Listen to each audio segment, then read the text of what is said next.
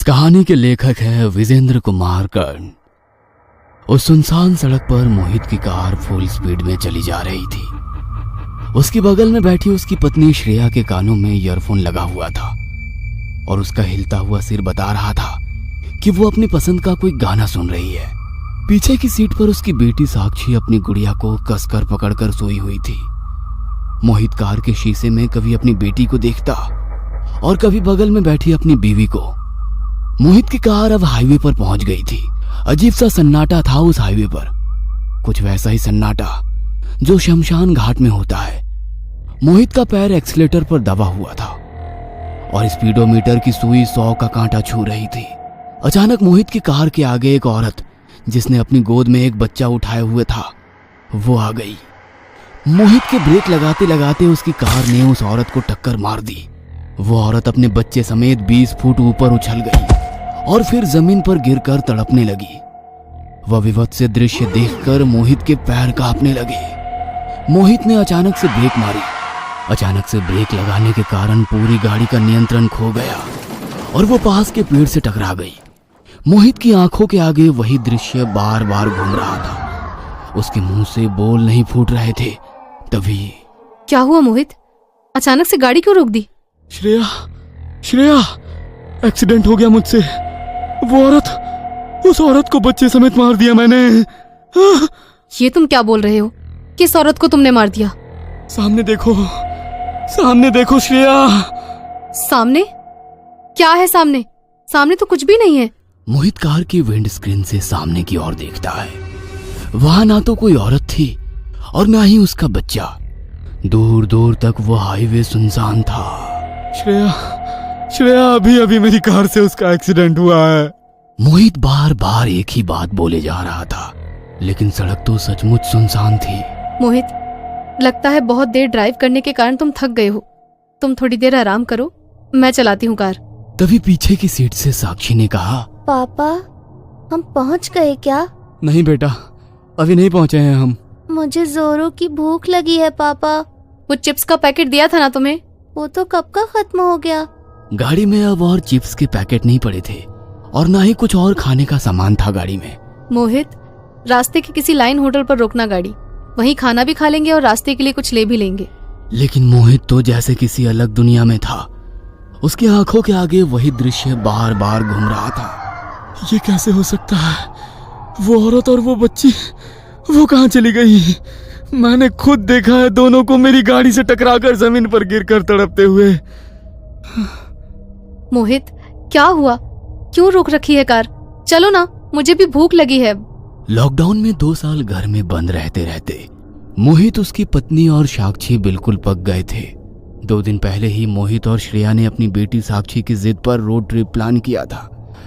वैसे मन तो दोनों का था कहीं बाहर घूम कर आने का, इसलिए वे सभी पहाड़ों पर पूरे 10 दिन की छुट्टियां मनाने के लिए निकल गए थे। मोहित कार तो चला रहा था, लेकिन अब उसकी स्पीड कम थी। हालांकि वो बात अब भी उसके दिमाग में घूम रही थी। मोहित, फोन में नेटवर्क नहीं आ रहा यार। लाइन होटल कितनी दूर होगा? पता नहीं श्रेया, लेकिन होगा तो जरूर।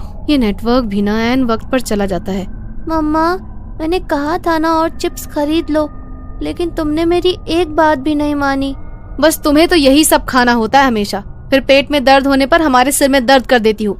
अपनी पत्नी और बेटी की बातों को सुनकर मोहित धीमे धीमे मुस्कुरा रहा था।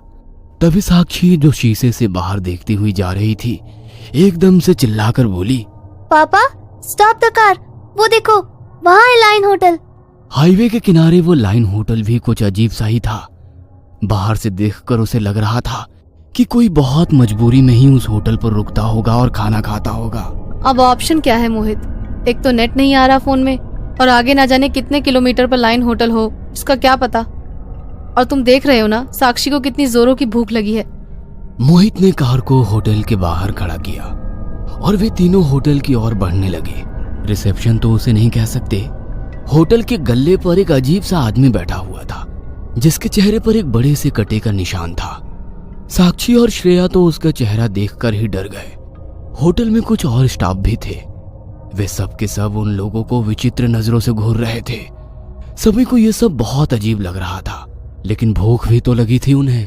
मोहित, तुम खाना ऑर्डर करो, हम दोनों फ्रेश होकर आते हैं। वॉशरूम किधर है भैया?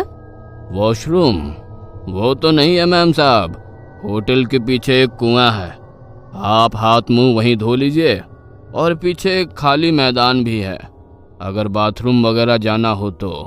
श्रेया और साक्षी दोनों मुंह बनाते हुए होटल के पीछे चले गए। भैया खाने में क्या मिलेगा? साहब हमारे यहाँ केवल वेजिटेरियन खाना मिलता है, आप बोलिए क्या खाएंगे? मोहित ने खाना का ऑर्डर दिया और होटल के बाहर लगी चारपाई पर बैठ गया और हाईवे से गुजरने वाली इक्का दुक्का गाड़ियों को देखने लगा। तभी मोहित की नजर एक लाइन होटल की बाईं ओर बैठी एक औरत पर गई जिसने अपनी गोद में एक बच्चा उठा रखा था। जैसे ही उस औरत पर मोहित की नजर गई, उसके दिल की धड़कन जोर जोर से धड़कने लगी। ये तो वही औरत है जो मेरी गाड़ी से टकराई थी। मैं इसे बिल्कुल नहीं भूल सकता। यही तो उसने साड़ी पहन रखी थी। वो औरत मोहित को अजीब नजरों से घूरने लगी। मोहित को अब बहुत डर लगने लगा था। तभी उसने देखा कि वो औरत उस बच्ची को गोद में लेकर उठी और हाईवे के दूसरी ओर से आ रहे एक ट्रक के सामने जाकर खड़ी हो गई। पूरी स्पीड में आते हुए उस ट्रक ने उस औरत को जोर से धक्का मारा और दौड़ते हुए चली गई। ये सब देख मोहित के मुंह से चीख निकल गई। उसके पूरे चेहरे पर पसीने की बूंद आ गई। दिल की धड़कन तो इतनी अनियंत्रित हो गई थी कि लगता था कि हार्ट फेल हो जाएगा। वो शॉक्ड था। तभी उसकी पत्नी श्रेया भागते हुए उसके पास आई। मोहित जल्दी चलो यहाँ से, साक्षी कुएं में गिर गई है। साक्षी कुएं में गिर गई है? लेकिन कैसे? मोहित अपनी पत्नी के साथ भागता हुआ होटल के पीछे गया। कुएं से अब भी साक्षी के चिल्लाने की आवाज आ रही थी। पापा पापा मम्मा मुझे बचाओ। मोहित ने कुएं में झांक कर देखा तो साक्षी बेचारी बाहर आने को हाथ पैर मार रही थी, लेकिन वो चाहकर भी ये नहीं कर पा रही थी। रस्सी कहाँ है? मोहित भागता हुआ होटल के रिसेप्शन पर गया, लेकिन रिसेप्शन पर तो कोई नहीं था। तभी उसकी नजर होटल के बाहर चारपाई पर बैठी अपनी बेटी और पत्नी पर गई। ये दोनों यहाँ है तो फिर वहाँ होटल के पीछे कौन था? तभी उसकी बेटी ने हाथ हिलाते हुए उसे बुलाया। पापा यहाँ आओ ना, वहाँ क्या कर रहे हो? ये सब देखकर मोहित का सिर चकरा गया और वो वहीं बेहोश होकर जमीन पर गिर पड़ा। जब उसे होश आया तो ना तो श्रेया उसके पास थी और ना ही साक्षी। उसे अपने आसपास मरे हुए जानवर की बदबू भी आ रही थी। ये कैसी बदबू है? वो बदबू उसके बर्दाश्त के बाहर थी, इसलिए उसे उल्टियां आने लगी। उसने किसी तरह खुद को संभाला और श्रेया और साक्षी को ढूंढने लगा। श्रेया,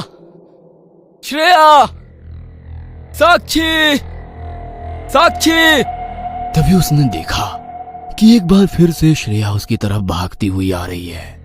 मोहित यहाँ से निकलो, चलो जितनी जल्दी हो सके यहाँ से निकल चलो। हम लोग बुरी तरह से फंस गए हैं। ये लोग जल्लाद हैं। यहाँ पर इंसानों का मांस पकाया जाता है। इंसानों का मांस? ये तुम क्या कह रही हो? तुम इधर आओ मेरे साथ। श्रेया मोहित को लाइन होटल के किचन में लेकर गई। वहां पर वैसे ही बदबू फैली हुई थी, हर ओर खून ही खून था। श्रेया ने फ्रीज को खोला तो मोहित को उसमें इंसानों के कटे हुए हाथ और पैर दिखाई दिए। साक्षी कहाँ है? साक्षी? साक्षी नहीं है अब, वो नहीं है अब हमारे साथ। इन लोगों ने उसे मार दिया है। मार दिया? अरे मेरी फूल सी बच्ची को मार दिया। मैं उन्हें नहीं छोड़ूंगा।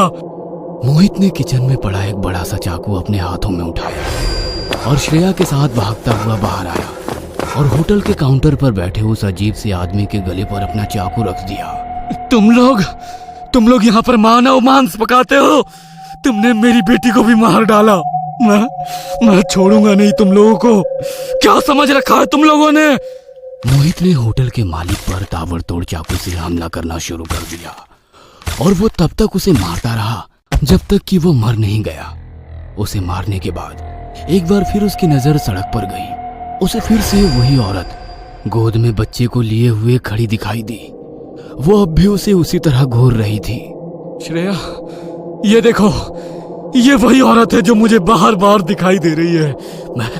मैं इसे छोड़ूंगा नहीं। इसने मुझे परेशान कर दिया है। वो अपने हाथों में चाकू लिए सड़क पर भागने लगा। वो औरत भी बच्चे को गोद में लिए आगे आगे भागे जा रही थी। श्रेया भी मोहित को आवाज देते हुए उसके पीछे भागने लगी। तभी कुछ ही दूरी पर मोहित को सड़क के किनारे एक पेड़ के पास पुलिस की गाड़ी खड़ी दिखाई दी।